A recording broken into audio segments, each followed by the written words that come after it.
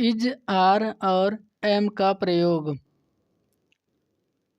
Is means होता है, are means होता है हो या हैं, एम मीन्स होता है हूँ। इज, आर और एम का प्रयोग एक वचनकर्ता के साथ इज, बहुवचनकर्ता के साथ आर तथा आई के साथ एम लिखते हैं। यह प्रेजेंट टेंस के लिए है। इज, आर और एम का प्रयोग प्रेजेंट टेंस में ही करते हैं।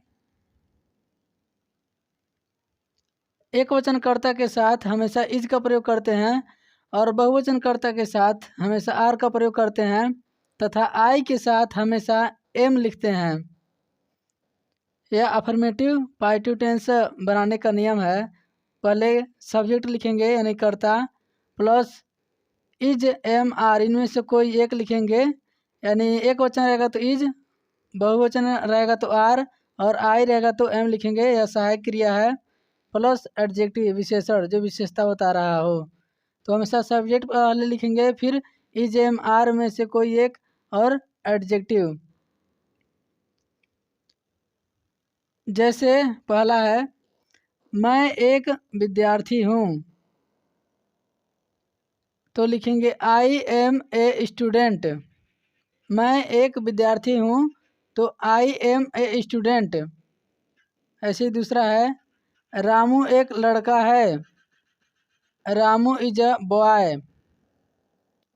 तीसरा है, तुम बुद्धिमान हो, यू आर वाइज। चौथा है, वह मूर्ख है, ही इज फुलिश। पांचवा है, सीता नाराज है, सीता इज एंग्री।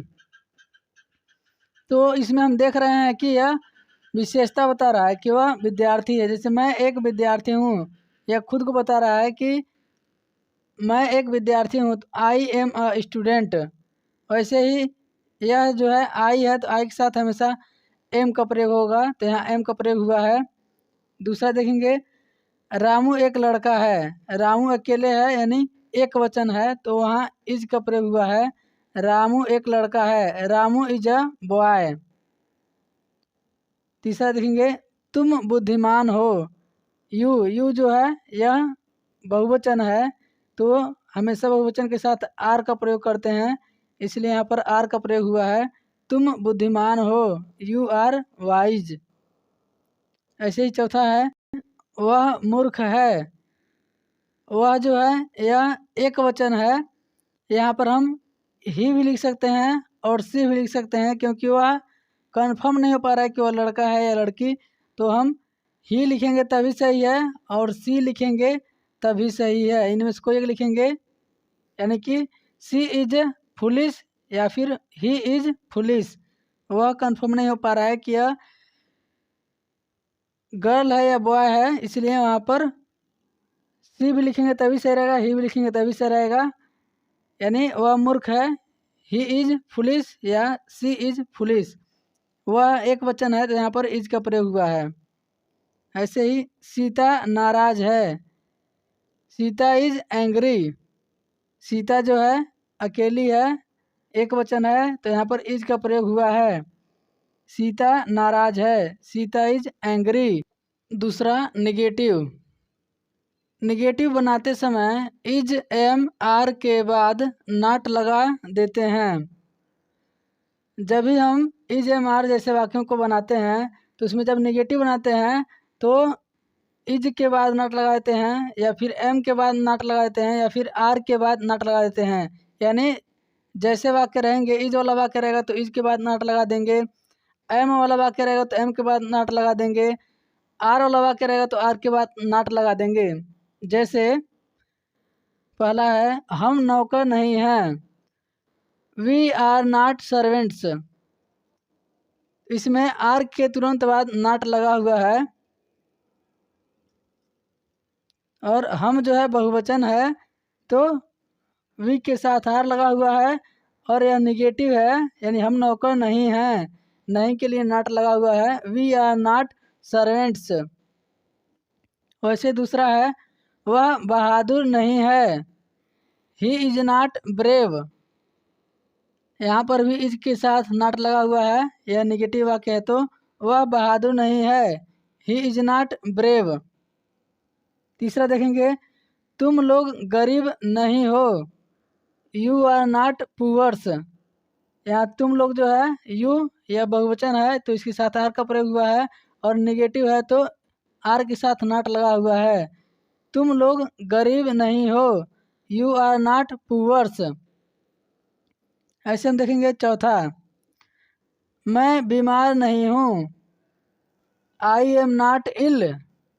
तो आई के साथ एम लगता है तो एम लगा हुआ है, और एम के तुरंत बाद नॉट लगा हुआ है क्योंकि यह निगेटिव है। मैं बीमार नहीं हूँ, I am not ill, am के साथ नॉट लगा हुआ है।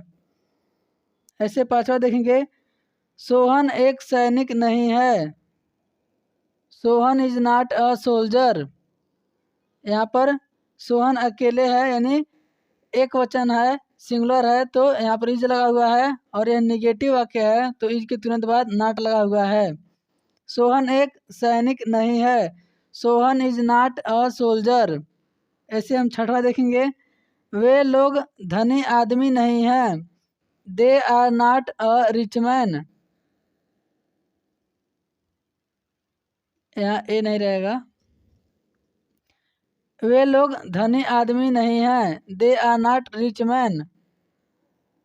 यहाँ पर दे जो है यानी वे लोग, दे जो है वे लोग बहुवचन है तो यहाँ पर आर लगा हुआ है, और यह निगेटिव वाक्य है तो आर के तुरंत बाद नॉट लगा हुआ है, यानी वे लोग धनी आदमी नहीं हैं, they are not rich man. तीसरा देखेंगे इंट्रोगेटिव। इंट्रोगेटिव मतलब प्रश्नवाचक, यानी जहाँ प्रश्न पूछा जाता हो। इंट्रोगेटिव बनाने के लिए इज एम आर को कर्ता से पहले लिखते हैं। जब हम किसी वाक्य को प्रश्नवाचक बनाते हैं यानी इंट्रोगेटिव बनाते हैं तो उसमें इज एम आर को कर्ता यानी सब्जेक्ट से पहले लिखते हैं। क्यों, कैसे, कहाँ, कब, कितना की अंग्रेजी इज एम आर से भी पहले लिखेंगे। अब देखेंगे जैसे पहला है, क्या रमेश गरीब है, तो यहाँ पर पहले इज लिखा हुआ है, फिर रमेश और फिर पुअर, यानी रमेश से पहले इज लिखा हुआ है, यानी रमेश जो है यह कर्ता है यानी सब्जेक्ट है, उससे पहले ही इज लिखा हुआ है, यानी इस नियम का पालन कर रहा है, कर्ता से पहले इज लिखा हुआ है। रमेश एक वचन है तो यहाँ इज का प्रयोग हुआ है। क्या रमेश गरीब है, इज रमेश पुअर, यहाँ प्रश्नवाचक चिन्ह जरूर लगाएंगे। वैसे दूसरा है, क्या तुम बीमार हो, आर यू इल, यहाँ पर भी यू से पहले ही आर लगा हुआ है, यानी सब्जेक्ट से पहले आर लगा हुआ है तभी यह प्रश्नवाचक है, और हमेशा इसमें फुल स्टॉप नहीं है बल्कि प्रश्नवाचक चिन्ह लगाते हैं तभी यह प्रश्नवाचक वाक्य कहलाएगा। क्या तुम बीमार हो, आर यू इल। ऐसे ही तीसरा देखेंगे, क्या मैं बुद्धिमान नहीं हूँ, इसमें नॉट का भी प्रयोग होगा क्योंकि यह प्रश्नवाचक वाक्य के साथ साथ नकारात्मक वाक्य भी है। इसमें कह रहा है क्या मैं बुद्धिमान नहीं हूँ, प्रश्न भी कर रहा है और नकारात्मक वाक्य भी है, तो इसमें भी हम कर्ता यानी आई से पहले एम लिखे हुए हैं और नॉट जो है अपने जगह पर ही है। जैसे अगर हम इसको सकारात्मक बनाते तो यहाँ लिखते आई एम वाइज, अगर इसी को नकारात्मक बनाते तो लिखते आई एम नॉट वाइज, लेकिन यहाँ प्रश्नवाचक वाक्य है तो पहले यहाँ से एम को पहले ही लिख देंगे, यानी एम आई नॉट वाइज।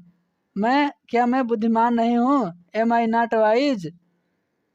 ऐसे ही चौथा है, तुम क्यों अमीर हो, वाई आर यू रिच। पांचवा है, तुम कैसे हो, हाउ आर यू, या क्वेश्चन मार्क जरूर रहेगा तभी यह प्रश्नवाचक वाक्य कहलाएगा, नहीं तो फुल स्टॉप देंगे तो यह वाक्य गलत हो जाएगा। ऐसे ही छठा, बच्चे कहाँ हैं, वेयर आर चिल्ड्रेन।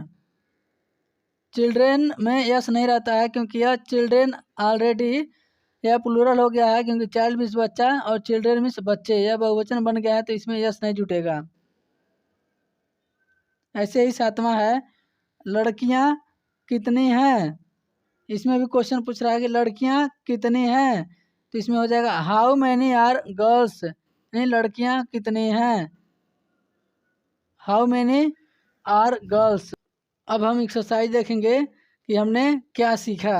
एक्सरसाइज है, पहला राम अमीर है, दूसरा सीता धनी है, तीसरा रमेश मूर्ख नहीं है, चौथा हम लोग छात्र नहीं हैं, पांचवा गीता अच्छी है, छठवां तुम गरीब नहीं हो, सातवां कुर्सी कहाँ है, आठवां बगीचा हरा नहीं है, नौवां हम डॉक्टर नहीं हैं, दसवां लड़के चोर नहीं हैं। तो आप इसमें अफर्मेटिव यानी पॉजिटिव, नेगेटिव और इंट्रीगेटिव इन तीनों को समझेंगे कि कौन क्या है और कहाँ पर किसका प्रयोग होगा, यानी इज का प्रयोग कहाँ होगा, आर का प्रयोग कहाँ होगा, एम का प्रयोग कहाँ होगा, कहाँ नॉट का प्रयोग होगा, कहाँ क्यों कैसे कहाँ कब कितना की अंग्रेजी का प्रयोग होगा। आप इसको देखेंगे और अच्छे से समझ करके इस अभ्यास को हल करेंगे।